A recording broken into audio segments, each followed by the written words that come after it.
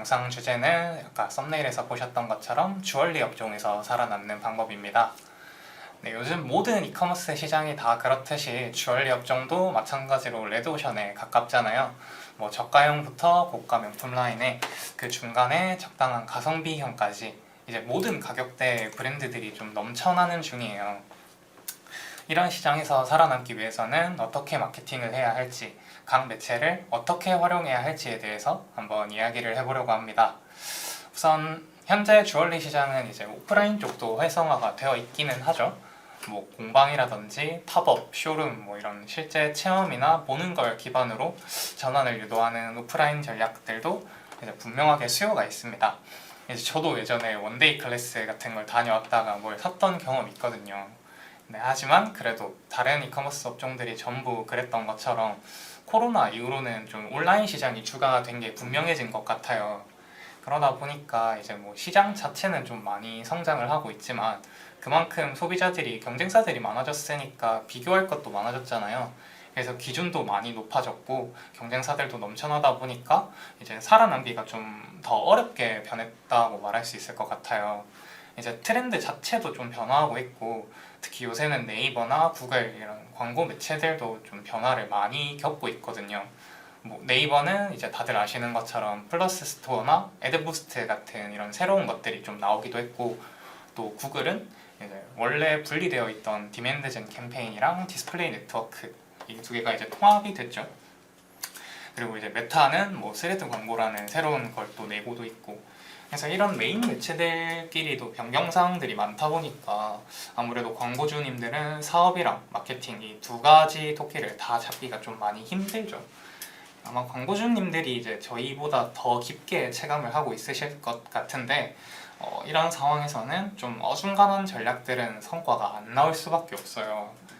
이제 예산에 맞춰서 최대한의 효율을 낼 수 있게 설계를 해야 하는데 저희는 이제 여기서 가장 좋은 전략을 늘 말씀드렸던 DWA와 SA의 연계라고 보고 있습니다. 휘연 마케터님이 말씀해 주신 것처럼 주얼리 업종의 분들은 약간 뭐 종로 쪽이나 이런 쪽에 같이 오프라인 매장도 같이 운영하면서 온라인 시장도 같이 넓혀가고 있는 경우가 많거든요. 그래서 오프라인으로 처음에 시작을 했다가 장사가 뭐 계속되고 입소문이 타면서 인스타그램이 많이 활성화되면서 그 다음에 온라인 광고로 많이 넘어오시는 분들도 많아요. 그래서 온라인 광고를 진행하다 보면은 어떻게 뭐부터 광고를 진행해야 되는지 SA나 DA 뭐부터 해야 될지 SA에서 뭐 안정화가 되면 DA를 해야 되는지 아니면 접근성이 용이한 DA 광고부터 진행을 하고 그 다음에 SA로 브랜딩을 넓혀나가는 게 좋을지 이렇게 고민하고 계시는 분들이 많은데 그래서 저희는 오늘 이제 주얼리 업종에서 SA랑 DA 둘 다 어떻게 광고를 진행해야 시너지 효과를 일으킬 수 있을지에 대해서 말씀을 드려보려고 해요. 뭐 DA 광고의 경우는 다들 아시다시피 주얼리 업종이라면 거의 필수라고 말씀을 드리고 있는 메타 먼저 소개를 드릴 건데요. 메타 쪽은 저희 휘연 마케터님이 잘 알고 계셔가지고 휘연 마케터님이 먼저 말씀드리도록 하겠습니다. 네, 이제 DA에는 이제 여러 매체가 있겠지만 방금 말씀해주신 것처럼 대표적인 메타를 말씀드리겠습니다. 이제 메타라는 건 인스타그램이나 페이스북 이 두 가지 플랫폼에 노출되는 광고로 이미지나 영상 소재를 활용하다 보니까 이 소재라는 걸 어떻게 만들지가 핵심 포인트예요. 눈에 보여지는 거잖아요. 이제 이게 메타는 AI의 학습을 기반으로 캠페인 목적에 맞게 광고를 노출을 시키는데 그 목적이랑 소재를 잘 매칭을 시키는 게 아무래도 중요하겠죠. 뭐 예시를 들자면 인지도 캠페인이라면 이제 전환이 목적이 아니잖아요. 그렇기 때문에 뭐 할인 소구점이라든지 뭐 재구매 혜택이라든지 이런 프로모션적인 소재랑은 잘 안 어울린다고 볼 수 있는데 반대로 전환 캠페인이라면 구매가 일단은 일어나야 하기 때문에 좀 더 노골적으로 소비자들을 유혹을 해야겠죠. 뭐 한정 수량이라든지 방금 앞서 말씀드린 할인이라든지 이렇게 당장 구매를 해야 할 것 같은 소재를 좀 많이 활용을 하는 편입니다. 그리고 또 소재 단위에서도 저희가 캠페인별로도 많이 분류를 하고 있지만 같은 캠페인에서도 어떻게 소재를 활용해야 되는지 어떻게 A/B 테스트를 진행해야 되는지를 알려드리자면 같은 소재임에도 불구하고 다른 문구를 사용해서 차이가 많이 나는 경우도 있고 그 같은 소재임에도 불구하고 뭐 클릭 버튼이 있다든지 할인 문구에서 크기를 더 키우고 줄인다든지 이런 작은 디테일로도 소재별로 성과가 엄청 많이 바뀌거든요. 그래서 저희가 보통 처음으로 말씀드리는 소재로는 한 가지 소재에 여러 가지 소구점이 담겨 있으면 안 된다를 먼저 말씀드리려고 해요. 왜냐면 주얼리 업종의 경우 뭐 예쁘고 연예인이 썼고 가격이 뭐 저렴하거나 아니면 높거나 이런 식의 여러 가지 소구점이 있는데 한 가지 소재 안에 여러 가지 소구점을 넣게 되면은 소비자들이 그걸 보다가 너무 혼란스러워가지고 그냥 넘기는 경우가 대부분이에요. 그래서 한 가지 소재를 만들 때에는 한 가지 소구점만, 뭐 가격 프로모션을 진행하고 있다면은 가격 프로모션 또는 뭐 쿠폰이나 이번에 최근에 연예인이 썼던 주얼리다 그러면 그런 것들 한 가지의 소구점만 넣고 광고를 진행하시는 것을 추천드리고요. 또 한 가지 소재가 잘 나온다고 해서 그 소재만 계속 쓰는 게 아니라 그 소재에서 비슷한 툴로 다른 베리에이션 해가지고 비슷한 유형의 소재를 계속 만드시고 또 테스트하는 게 좋습니다. 그래서 뭐 처음에 소재 하나 잘 나오네 그냥 이것만 써야겠다 하면서 끝내는 것보다는 계속 비슷한 부류의 소재를 만들고 또 비슷한 부류에서 다른 소재로 넘어가는 형식으로 계속해서 발전하고 베리에이션 하는 게 소재에서 가장 중요한 거라고 말씀을 드리고 싶어요. 네, 이게 메타에서는 A/B 테스트를 좀 자주 해야 되는 편이라 시간이 많은 광고주님들이 아니시라면은 보통 다들 바쁘시니까 대행사를 이용하는데 메리트가 충분히 있지 않나 싶습니다.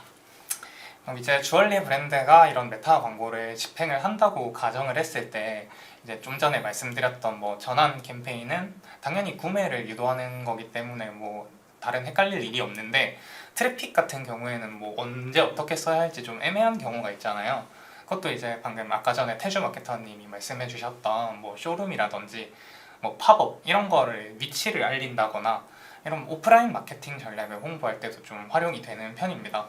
이제 이런 것들은 구매라기보다는 이 쇼룸 팝업에 오게 만드는 게 목적이잖아요. 그러니까 이제 전환 캠페인보다는 당연히 인지도 캠페인이 더 적합을 하겠죠. 그러면 이제 이렇게 캠페인 유형을 골랐으면 다음으로는 어드밴티지랑 수동 캠페인 둘 중에 하나를 또 골라야 돼요. 어드밴티지는 이제 메타, 머신러닝을 통해서 우리 브랜드에 맞는 타겟을 찾아가니까 어떤 여러 데이터를 파악하는데 용이하잖아요. 이게 저희는 처음에는 만약에 메타 광고를 신규로 집행하신다 라고 하면은 이 어드밴티지 캠페인을 운영하시는 걸 추천드리고 있습니다.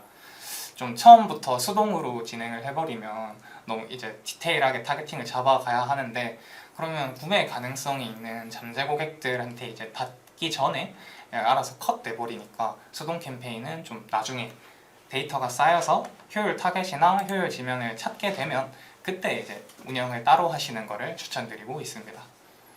물론 예산이 많이 없다면 처음부터 이제 확실한 타겟한테만 노출시키기 위해 수동을 설정할 수도 있어요. 이건 이제 브랜드 상황이나 뭐 예산 상황에 따라서 달라지는 거라 저희가 지금 하는 말이 무조건 이래야 한다라는 생각은 안 해주시는 게 좋을 것 같습니다. 그래서 처음에는 ASC 캠페인 진행하고 그 다음에 수동 캠페인으로 자연스럽게 넘어가는 걸 추천드리고요. 어드밴티지 캠페인에서도 카탈로그형 소재가 최근 좀 많이 성과가 좋은 것 같더라고요. 그래서 ASC에서는 카탈로그 많이 진행하고 있고 또 카탈로그형 뿐만 아니라 슬라이드형이나 뭐 다른 여러 가지의 부류의 그룹으로도 많이 진행하시는 것을 추천드려요. 어디 브랜드에서는 슬라이드형이 엄청 잘 먹힐 때가 있고 또 어디에서는 카탈로그형이 엄청 성과가 좋게 날 때도 있으니까 만약에 자기 제품이 좀 여러 가지 정보를 넣어야 된다, 여러 가지 제품을 보여주고 싶다 하면은 슬라이드형으로 한 번에 담기 어려운 여러 가지의 내용들을 담는 것도 좋은 방법이고 아니면 나는 그냥 저렴한 가격으로 예쁜 제품에 자신이 있다 하시면 카탈로그형으로 한 가지 제품만 아니라 여러 가지 제품들을 한 번에 보여주면서 구매 전환을 일으키는 게 중요합니다. 이제 제가 이커머스를 자주 하다 보니까 베타 광고를 볼 때마다 느끼는 건데 이제 예전보다 요새 카탈로그랑 영상 소재 이 두 개를 대부분 다 활용을 하시더라고요. 단일 소재도 물론 아직까지 이용되는 경우가 많지만 카탈로그랑 영상이 이제 계속 늘어나고 이 효율이 좋게 나오는 걸 보면 메타 쪽에서 이걸 좀 알고리즘을 잡아주는 게 아닌가 싶기도 합니다.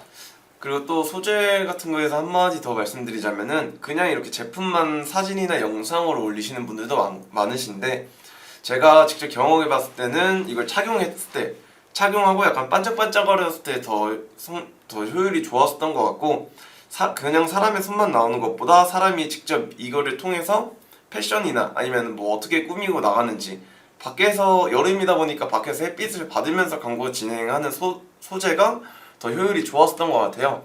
그래서 그 시즌에 맞게, 시절에 맞게 뭐 겨울이면은 겨울 눈과 함께 이제 사진을 찍는다거나, 여름이면은 소풍 간 사진이나 뭐 산책하고 있는 사진에 끼고 있는 사진을 같이 곁들여서 보여주면은 효율이 더 좋게 나오니까 그 부분도 참고해가지고 확인해 주시면 좋을 것 같습니다. 또 제가 이제 예전에 막 그 취업을 하기 전에 뭐 알바 단기 알바 같은 거 구할 때뭐 당근이나 알바몬 같은 걸 좀 많이 찾아봤었는데 의류나 주얼리 같은 거 모델 스컷 이걸 구하는 알바들이 되게 많더라고요. 근데 거기 이제 조건들이 항상 달려 있는 게 손이 예쁘신 분, 이제 그런 뭐 이게 착용을 해야 되다 보니까 아무래도 그런 조건을 달아서 구하는 걸 보면은 다들 이게 중요하다는 걸 알고 있겠죠. 그리고 또 여기 주얼리 업종 같은 경우가 브랜딩하는 브랜드가 엄청 많아요. 인스타그램에서 팔로워가 몇만이거나 이런 식으로 그냥 다른 사람들이 물건 판매만 하는 게시물이 아니라 브랜드까지 같이 살려가면서 하는 업종들이 많기 때문에 무조건적으로 물건을 판매하는 거에 초점을 맞추는 게 아니라 어떻게 해야 같이 브랜딩까지 챙길 수 있을까 하면서 소재를 고안하는 게 좋을 것 같습니다. 그래서 게시물에 무조건적인 판매가 올라가는 게 아니라 릴스 같은 걸로 좀 활동성 있게 자기 브랜드를 살릴 수 있도록 릴스를 제작해서 게시물 올리기나 아니면 그 영상을 살짝 수정해가지고 영상을 올려서 광고 진행한 것도 효과가 좋았었던 것 같아요. 그래서 그 부분도 참고해 주시면 좋을 것 같습니다. 이런 이제 경쟁사들이 어떤 소재를 사용하고 있는지 확인하는 방법이 있는데 그 부분 희원 마케터님께서 설명해 주시면 좋을 것 같아요. 이제 방금까지 말씀드렸던 이런 소재들을 어떻게 제작해야 하냐 좀 애매할 때는 이제 메타 라이브러리라는 사이트가 있어요. 여기에 이제 자기가 생각하는 경쟁사 아니면 주얼리 업종들의 브랜드명을 검색을 하게 되면 그 브랜드가 진행하고 있는 메타 광고를 다 볼 수가 있거든요. 구글 같은 경우에는 이제 투명성 센터라고 있고, 여기서 참고할 만한 레퍼런스를 찾아서 좀 이제 자기 소재를 제작을 하게 되면 아무래도 그냥 생으로 만드는 것보다는 훨씬 만들기가 편하시겠죠. 그래서 만약에 광고 소재를 어떤 식으로 진행을 해야 되겠지 모르겠다 하면 메타 라이브러리로 경쟁사들이 어떤 소재 사용하고 있는지, 구글 투명성 센터로 경쟁사들이 어떻게 광고 진행하고 있는지를 확인하시면 좋을 것 같아요. 그리고 또 최근에 메타 지면이 하나가 늘었잖아요. 아까 말씀 주셨던 것처럼 스레드 지면이 늘었는데 그거에 따라 메타에서도 성과가 막 뒤죽박죽이 되는 계정들도 있어요. 근데 그 계정마다 다 차이가 있겠지만 스레드 지면이 추가되면서 무조건적으로 뭐 성과가 좋았는데 나빠졌다, 성과가 나빴는데 좋아졌다를 무조건 스레드 지면 때문이라고 생각해 주시는 좀 큰 오해일 수도 있으니까 그것만이 정답이 아니라 데이터를 까봐가지고 저렇게 어느 지면에서 어느 연령대에서 어느 성별에서 더 비용이 많이 발생했구나, 평소에는 전환이 잘 일어나다가 이런 지면이나 이런 데이터에서 성과가 나빠졌구나를 판단하시고 움직이는 게 좋을 것 같습니다. 또 메타 같은 경우가 머신러닝 기반으로 바뀌어가지고 소재 같은 거 하나 그냥 새로 생기면은 다시 추가하고 그 그룹에 예산 같은 거 그냥 변경하고 광고 오프하고 그러면은 머신러닝이 꺼지고 다시 켜지는 데까지 기간이 걸려요.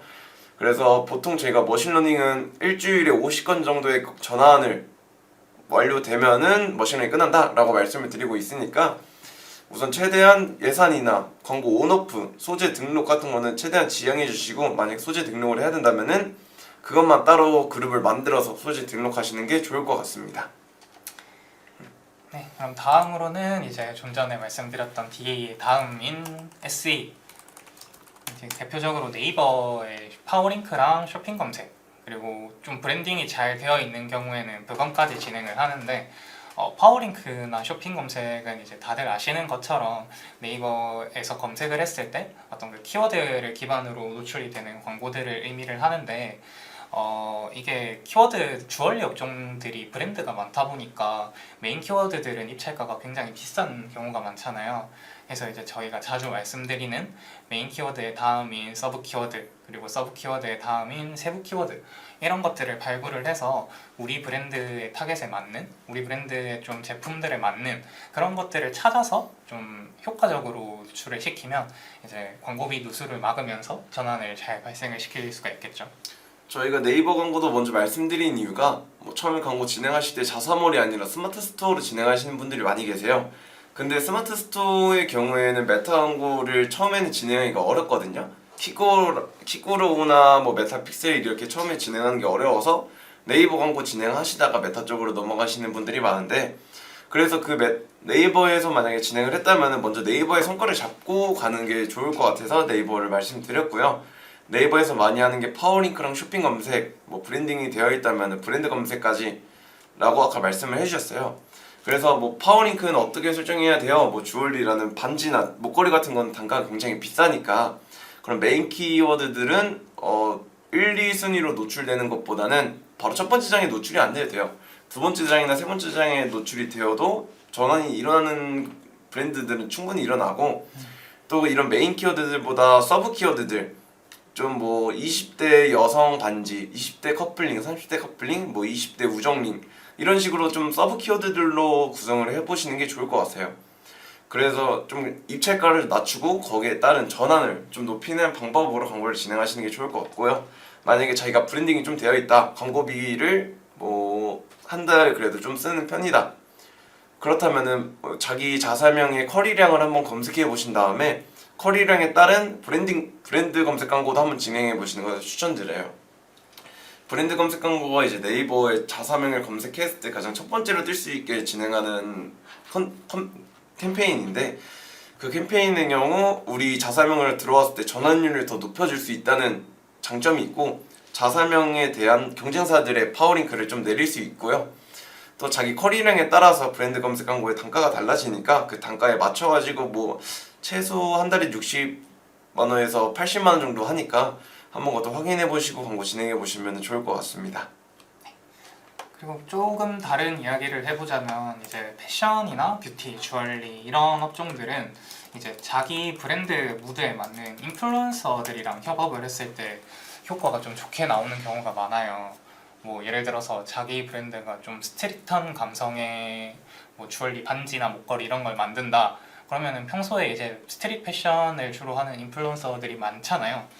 그분들이랑 이제 협업을 해서 제품 광고를 진행하게 되면 그분들의 팔로워는 이제 이런 감성을 좋아하시는 사람들이니까 훨씬 더 어떤 브랜드를 봤을 때 이거 사고 싶다라는 생각이 많이 들겠죠. 그래서 이것도 뭐 주의적으로 찾아보는 게 좋을 것 같습니다.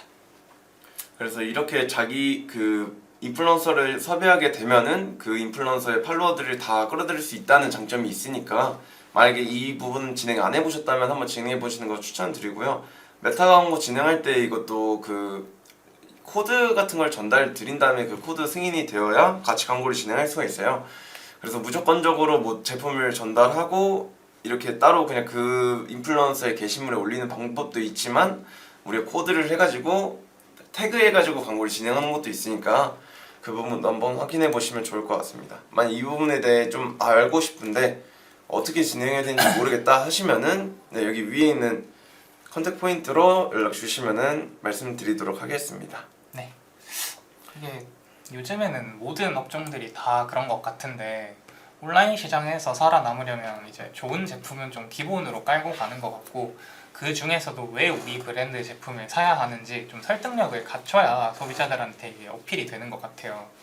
이제 그 내용을 어떻게 효과적으로 전달할 수 있을지 고민하는 게 저희 마케터의 일인 것 같은데, 좀 주얼리 업종에서 잘된 사례의 마케팅 전략을 살펴보면 저희가 방금까지 얘기했던 것들을 좀 확실히 알 수 있어요. 이제 마케팅을 성공적으로 진행하고 있는 브랜드들은 대체로 브랜드 무드나 어떤 전달 가치에 집중을 하는 편인 걸로 보이더라고요. 이제 무드라면 결국 스토리텔링인데, 뭐 디자인 철학이라든지 뭐 핵심 가치라든지 타겟 고객층 분석 등을 좀 명확하게 잡고 가고, 그 다음에 이제 이를 일관성 있게 유지하는 게 해당 브랜딩으로 이어지는 것 같아요. 제가 예전에 살 뻔했던 브랜드 중에 무궁화랑이라는 브랜드가 있는데, 이제 여기는 브랜드 이름부터 제품들까지 좀 다 한국스러운 느낌을 담아서 제작을 했었거든요. 뭐 무궁화 반지, 거북선 목걸이, 은장도 반지 이런 것들을 좀 파는 곳이었는데, 이름이랑 제품만 봐도 좀 컨셉이 확실하잖아요. 이게 1인 샵이다 보니까 온라인 홍보 활동이 활발하진 않지만 그래도 이런 좀 일관성을 가지고 가니까 온라인에서 꾸준하게 언급이 되면서 알아서 마케팅이 되더라고요. 이제 이 샵이 좀 규모가 커져서 기업이 되면은 매체들이 확장이 되고 더 본격적으로 홍보를 진행하겠죠. 맞아요. 그래서 그 스토리를 어떻게 끌고 갈지 처음에 이제 잡아놓은 방향성대로 가는 게 좋을 것 같아요. 왜냐면은 처음에는 뭐 외국인 대상으로 요즘에 주얼리 업종에서는 일본 쪽에서도 상품 판매가 많이 되고 있으니까 일본 쪽을 겨냥해야겠다 해서 그쪽으로 인스타그램을 엄청 꾸며놨는데 나중에 일본 쪽에서 보다 한국 쪽에서로 전환이 많이 일어서 넘어오려고 하려면은 거의 인스타그램을 새로 판 다음에 만드는 게 더 효과가 좋을 때가 있거든요. 일본 계정이나 한국 계정 이렇게. 그래서 자기가 어떻게 갈지 브랜딩 방향성을 제대로 잡고 계정을 꾸미는 게 좋을 것 같고요. 처음에 인스타그램 같은 경우에는 팔로워가 엄청 중요하게 작용을 하잖아요. 그렇다고 무조건 팔로워가 높은 게 좋은 것만 아니지만 기본적인 팔로우는 있어야 되니까 메타 같은 거 메타 광고에서 트래픽 캠페인 같은 걸로 인스타 팔로우 늘려보시는 것도 좋고, 또 만약에 자기 브랜드를 제대로 알려야 된다 하면은 좀 오프라인 매장을 한번 제대로 꾸며보시는 것도 좋을 것 같습니다. 그래서 저도 이전에는 메타 광고 진행했을 때 처음에 어드밴티지 캠페인 나왔을 때는 거의 뭐 하루에 뭐 로아스 500 이렇게 나왔는데, 물론 최근에는 다른 브랜드들이 다 어드밴티지 캠페인 하다 보니까 성과가 좀 낮아졌어요. 카탈로그 캠페인 진행하면서. 그래서 약간 메타는 계속해서 바뀌고 계속 변화하니까 광고 진행하실 때 어떤 게 이제 더 빠른 성과를 이뤄낼지 바로바로 확인하시는 게 좋을 것 같습니다. 근데 광고주분들께서는 아무래도 그런 거 성과 확인하는 게 매일매일 확인할 수가 없잖아요. 근데 저희들은 매일 앉아서 하는 게 그런 업무이다 보니까 만약에 궁금한 게 있으시면 편하게 말씀 주시고, 앞으로 계속 이제 방향성도 잡아야 된다, 컨설팅이 필요하다 하시면은 저희한테 물어봐 주시면은 저희 컨설팅도 도와드리고 있으니까 그분도 편하게 말씀해 주세요. 그리고 이제 뭐 메타 같은 매체가 브랜드들이 대부분 다 이용하고 있다 보니까 이게 너무 레드오션처럼 느껴지실 수 있잖아요. 그러면 아까 처음에 말씀드렸던 네이버 애드부스트의 경우도 이제 메타의 네이버 버전이거든요. 이것도 마찬가지로 이제 저희가 캠페인 예산만 설정을 해두면 이 네이버 책에서 알아서 머신러닝을 통해서 뭐 어떤 타겟한테 이게 잘 전환이 일어나는지, 어떤 노출 지면에 이걸 보여줬을 때 어떤 상품들이 좀 효과가 좋은지, 이런 것들을 알아서 분석을 해주다 보니까 메타 쪽에서 우리가 경쟁력이 좀 힘들 것 같은데, 아니면은 뭐 네이버 스마트 스토어나 브랜드 스토어 이쪽이 좀 잘 꾸며져 있어서 이걸 활용하면 좀 좋을 것 같은데 라고 하시면 메타가 아니라 애드부스트 쪽을 한번 시험을 해봐도 좋을 것 같습니다. 또 저는 GFA 같은 광고를 진행할 때에는 네이버 광고를 진행하고 있다라는 전제하에 GFA 광고 진행하시는 것을 추천드려요. GFA만 광고 진행할 경우에는 로아스가 그렇게 높게 나오진 않으니까, 그래서 만약에 쇼핑 검색이랑 파워링크 광고 진행하고 있다라고 하시면 GFA는 거의 필수적으로 같이 진행하시는 걸 추천드리고, 처음에는 리타겟팅 캠페인, 카탈로그 캠페인만 진행하신 다음에 그 다음에 성과가 좋게 나온다 하면은 뭐 이제 다른 광고로 나가는 전환 캠페인이나 이런 것도 같이 진행하시는 것도 추천드리고, AD 부스트 같은 캠페인도 한번 진행해 보시고 만약에 성과가 별로 안 좋다, 여기에서는 성과가 별로 안 난다 하면은 그 지면에 따라서 그건 알아서 되는 거라 한번 광고 오프하시고 입찰가나 이런 것들도 한번 확인해 보시는 게 좋을 것 같아요. GFA 같은 경우가 메타처럼 입찰가에 따라서 광고 노출이 되는 거라 입찰가나 뭐 지면 이런 것들도 세세하게 데이터를 확인해 봐야 돼서 그런 것도 한번 확인해 보시고, 데이터를 까봤는데도 모르겠다 하시면 그때 저희한테 한번 물어봐 주세요. 저희가 계정 성과 조회 받아가지고 계정 확인 도와드릴 수 있으니까. 그리고 뭐 GFA에서 성과가 안 나오고 메타에서 성과가 나오는데 메타랑 네이버는 진행하고 있지만 뭐 다른 매체를 더 추천받고 싶어요 하시는 분들도 있습니다. 그럴 경우에는 저희는 뭐 간단하게는 구글 검색 광고 한번 추천을 드리고, 아니면 뭐 객단가가 싸다 하면은 네트워크 지맨들 같은 경우에도 성과가 잘 나오는 편이고, 당근이나 토스 이런 여러 가지 매체들도 있으니까, 버티컬 매체들도 있으니까 그 부분도 나중에 저희한테 물어봐 주시면은 편하게 말씀드리도록 하겠습니다. 이제 좀 지금까지의 내용을 한번 요약을 해보자면 요즘은 소비자가 먼저 찾아오게 하는 광고 전략이 많이 중요해진 것 같아요. 예전처럼 상품만 이렇게 올려놓고 기다리기만 하는 방식은 더 이상 효과적인 마케팅은 아닌 것 같고, 뭐 DA를 통해서 제품을 노출시킨 다음에 니즈를 발생시키고 그다음 자기 브랜드에 호기심이 생기게 만드는 게 브랜딩 측면에서 제일 좋은 것 같거든요.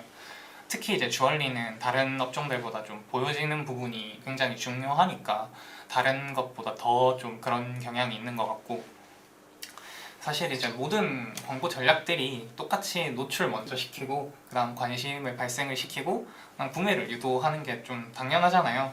이걸 자기 브랜드 상황에 따라서 매체를 뭘 선택하고 뭐 세팅은 또 어떻게 하는지 이거를 좀 정교하게 어떻게 설계를 하냐에 따라서 성과가 많이 갈리고 그게 이제 마케터의 역량이 드러나는 것 같아요. 뭐 예산은 적은데 노출수를 많이 확보하고 싶다면 아까 태주 마케터님이 얘기해 주셨던 뭐 ADM, 모비온 이런 네트워크 매체가 또 선택지가 될 수 있고, 뭐 우리 브랜드는 영상 소재에 강점이 있다, 우리 좀 잘 찍었다 그런 게 있으면은 뭐 메타나 구글의 디맨드젠 캠페인 같은 걸 선택을 하고 뭐 이렇게 되는 거죠. 만약에 이걸 라이브를 보시거나 아니면 편집본이 올라갔을 때 이 영상을 보고 계시는 광고주님들 중에 주얼리 브랜드를 좀 운영하고 계시는데 어떤 식으로 마케팅을 해야 할지 고민이 되시면 여기 위에 보이는 번호로 편하게 문의 주시면 감사하겠습니다.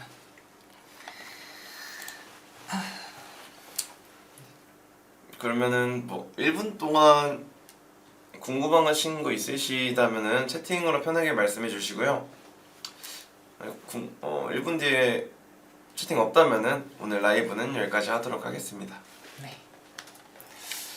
최근에는 또 이제 여름이다 보니까 여행 같은 거에서 여행 같은 거에서 주얼리 제품을 어떻게 홍보할지에 관한 것을 제작하고 있는데요. 소재 같은 것도 여행에서 뭐 사용하기 좋은 반지, 목걸이, 또 여행 룩에 맞춘 반지, 목걸이 이런 식으로 소재 제작해 보시면은 성과 잘 나올 것 같으니까 그 부분도 한번 확인해 보시고 소재 제작해 보시면 좋을 것 같습니다. 특히 이제 주얼리는 좀 지금이 시즌인 게 뭐 겨울이나 가을에는 다른 옷들로 좀 포인트를 줄 수 있는데 여름은 사실 이게 반팔, 반바지 뭐 이런 게 끝이어서 액세서리로 포인트를 많이 주는 편이잖아요. 그래서 지금 빨리 광고를 진행을 하셔서 전환을 많이 끌어올리는 게 또 좋은 선택지가 될 것 같습니다. 지금 30분이 됐나요? 그러면은 더 이상 질문 없으시다면은 오늘 라이브 여기까지 하도록 하겠습니다. 네. 이상 AMPN 글로벌 문태주 마케터 김유한 마케터였습니다. 감사합니다. 감사합니다.